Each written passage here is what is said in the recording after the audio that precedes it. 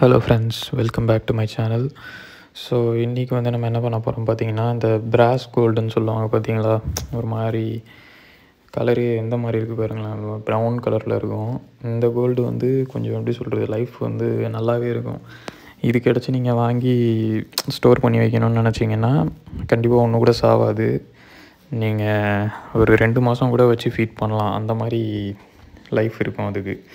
2 மாதம் இல்லாத பாட்டு கிடக்கும். பட் சொல்கிறேன், இந்த நார்மல் கோல்டை விட இது கொஞ்சம் நல்லாயிருக்கும். இது ஆக்சுவலாக சின்ன அக்வேரியமில் தான் வாங்கினேன், குளத்தூர் போல்.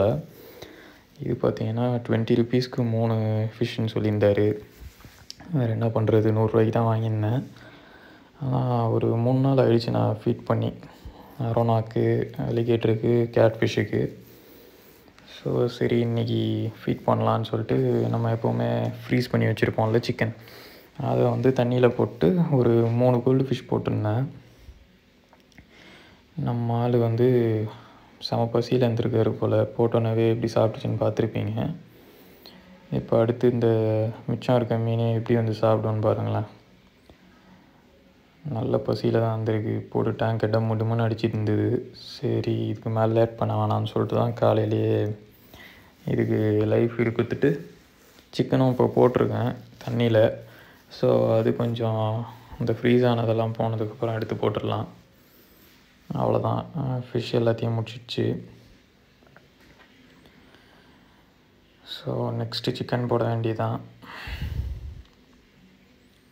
கீழே டஸ்ட்டு பார்த்திங்கன்னா ஒரு எண்டில் சுத்தமாக இருக்காது, இன்னொரு எண்டில் தான் இருக்கும். அதுக்கு தான் வேவ் மேக்கர் வச்சுருந்தேன். ஆனால் அது ஒழுங்காக ஒட்டாதனால இப்போ அதை நான் யூஸ் பண்ணுறதில்ல. பட் பரவாயில்ல, சம்ப் வந்து ஸ்லோவாக எப்படி சொல்கிறது, இந்த டஸ்ட் எல்லாத்தையுமே எடுத்துரும். நம்ம அதனால் அதை பற்றி ஒரி பண்ணிக்க வேணாம். மற்றபடி இது வந்து நான் சரி, இது எவ்வளோ சின்னதாக வாங்கியிருந்தது, இப்போ எந்த அளவுக்கு இருக்குன்றதை ரசிச்சிட்டு இருந்தேன். அதனால் இந்த மாதிரி வீடியோ எடுத்துகிட்டு இருந்தேன், ஜூம் பண்ணி. ஸோ அதனால தான் அதை க்ராப் பண்ணாமே போட்டிருக்கேன். இப்போது யூடியூப்லலாம் மற்ற வீடியோஸ் பார்ப்பீங்க, இந்த ஃபுல் சைஸ்டு அரோனாலாம் இருக்கும் பார்த்தீங்களா, ரொம்ப பிரெத்து ஜாஸ்தியாக பெருசாக இருக்குமே. அந்த சைஸுக்கெல்லாம் எப்போ வளரும்ன்றது தெரியல. மேபி ஒரு 5 இயர்ஸ் ஆகலாம். அப்போ தான் நல்லா பிரெத்தாக சைஸாக இருக்கும். அது வரைக்கும் நம்ம பொறுமையாக வெயிட் பண்ணி தான் ஆகணும். அதுக்கான டேங்க் தான் இது, நல்ல திக்னஸ் கிளாஸு. ஸோ நம்ம வந்து தண்ணி குவாலிட்டி மெயின்டைன் பண்ணிட்டு ஃபீடிங் மட்டும் கரெக்டாக நல்லா ஹெவியாக பண்ணோன்னா அந்த மாதிரி சைஸில் நம்மளும் வந்து அரோனாவை கொண்டு வந்துடலாம். பார்ப்போம். ஆல்பினோ அரோனா தான் வாங்கலான்னு இருந்தேன். நெக்ஸ்ட்டு அது கொஞ்சம் பட்ஜெட் ஜாஸ்தினால சில்வர் அரோனாவே செகண்ட் டைமும் எடுத்துட்டேன். ஆல்பினோ ஆக்சுவலாக 4000க்கு கிடச்சிது. எல்லா இடத்துலையுமே 6000 ஸ்டார்டிங்கு, 4000 கிடச்சிது. நான் தான் எடுக்கலை. 2 சில்வர் அரோனா வாங்கி இப்போ 1 தான் இருக்குது. சரி, இப்போது சிக்கன் வந்து ஓகே, தண்ணியில் போட்டு ஓரளவுக்கு ரெடி ஆகிடுச்சு.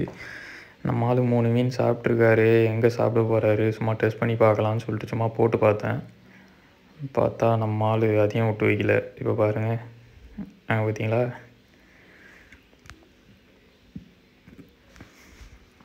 ஸோ இந்த அரோனா வந்து ஃபீடிங்கில் எவ்வளோ பெட்ரு. இதுக்கு முன்னாடி நான் வச்சுருந்த அரோனா வந்து 3+ இயர்ஸ் வச்சுருந்தேன். நான் அது வந்து ஈரலோ சிக்கனோ இதெல்லாம் அவ்வளோ விரும்பி சாப்பிடாது. அது என்னோடய மிஸ்டேக் தான். நான் வந்து அது ரொம்ப ரொம்ப சின்னதாக வாங்கினதுலேருந்தே லைஃப் ஃபீடு தான் கொடுத்து வளர்த்தேன். ஜீப்ரா கொடுத்தேன், அப்புறம் மாலி, அதுக்கப்புறம் ஃபுல் சைஸ்டு கோல்டு ஃபிஷ்ஷு. அதனால் அது அந்த மாதிரி இருந்தது. பட் இதை வந்து நம்ம எல்லாத்துக்குமே போட்டு ட்ரெயின் பண்ணி வச்சுருக்கோம். என்ன பெல்லட் மட்டும் எடுக்காது. அது எனக்கு என்னமோ பெல்லட் ஃபீடிங்லாம் நம்பிக்கை இல்லை. இது இந்த மாதிரி ஃபிஷ்ஷஸ்க்கெலாம் லைஃப் ஃபீடு சிக்கனு ஈரல் தான் கரெக்டு. இப்போ அடுத்து நம்ம கேட்டுக்கு ஃபீட் பண்ண போகிறோம். பகல் டைம் தான் இருந்தாலும் நான் ஃப்ளாஷ் போட்டு எடுத்தேன். ஏன்னா ரொம்ப டார்க்காக இருக்குது. பெட்ஷீட்லாம் போட்டு வச்சுருக்கேன் மேலே ஃபுல்லாக கவர் பண்ணி. இதில் தான் அந்த பிராஸ் கோல்டும் விட்டு வச்சுருக்கேன். அதுங்க வந்து இந்த ஸ்லிட்டு மாதிரி இருக்குது பார்த்தீங்களா, இதுக்கு அடுத்த சைடில் கிடக்கு. ஒரு 4-5 இருக்கும், மீதி அவ்வளோதான். மீதி எல்லாமே ஃபீட் பண்ணிட்டேன். நம்ம ஆள் சரி லைட்டுக்கு பயப்படுவாருன்னு பார்த்தேன், ஆனால் அதெல்லாம் ஒரு பயமும் இல்லை. அது பாட்டுக்கு எப்பவும் போல் நார்மலாக சாப்பிட்டுட்டு இருந்தது. பார்த்திங்கன்னா உங்களுக்கே தெரியும். நம்ம கேட் ஃபிஷ்ஷும் நல்லா சைஸ் ஆகிட்டு தான் வருது.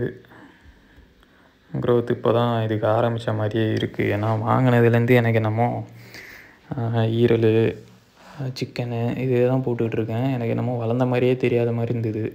மேபி ஃப்ரிட்ஜ் பாக்ஸில் இருக்கனால அப்படி இருக்கான்னு தெரியாமல் இருந்தேன். ஆனால் இப்போ நல்லாவே தெரியுது. க்ரோத் ஸ்டார்ட் ஆன மாதிரி தான் இருக்குது.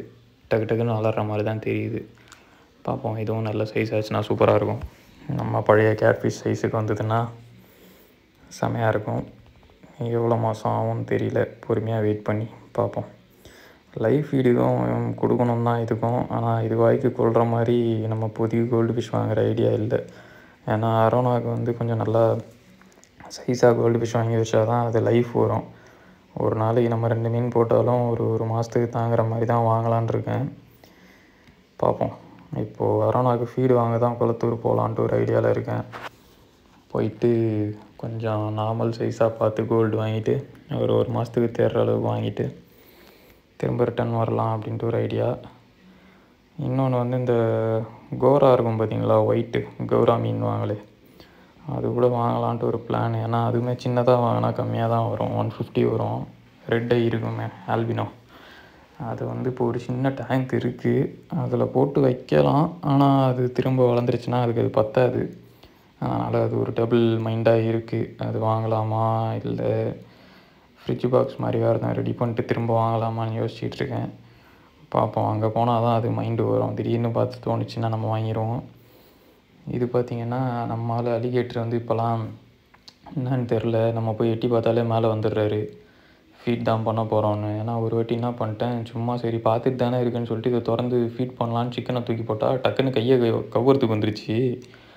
இது சரியான அக்ரெசிவாக இருக்குப்பா இது. அதனால் இதுக்கிட்டே சேஃபாக தான் இருக்கணும் கையை வச்சுக்கிட்டு. நான் அதனால் என்ன பண்ணுவேன், இந்த கிளாஸ் இருக்குது பார்த்தீங்களா, இதை அப்படியே லைட்டாக ஒதுக்கிட்டு அது எந்த பக்கம் இருக்கோ மூஞ்சி அதுக்கு பின்னாடி பக்கம் தூக்கி போட்டுருவேன் சிக்கனை. அப்போ தான் அது கொஞ்சம் நேரம் கழித்து போய் சாப்பிடும்.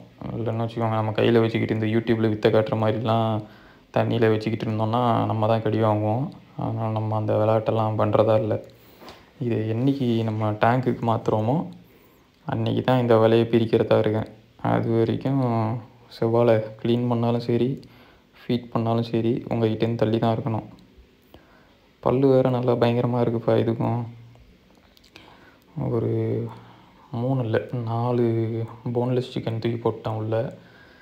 அதனால் நம்மளால் எப்படியும் இப்போ சாப்பிட மாட்டார். லைட் வேறு போட்டு வச்சுருக்கேன். லைட் ஆஃப் பண்ணிட்டு நம்ம அந்த பக்கம் போயிட்டோம்னா கொஞ்சம் கொஞ்சமாக சாப்பிட்ருவார்.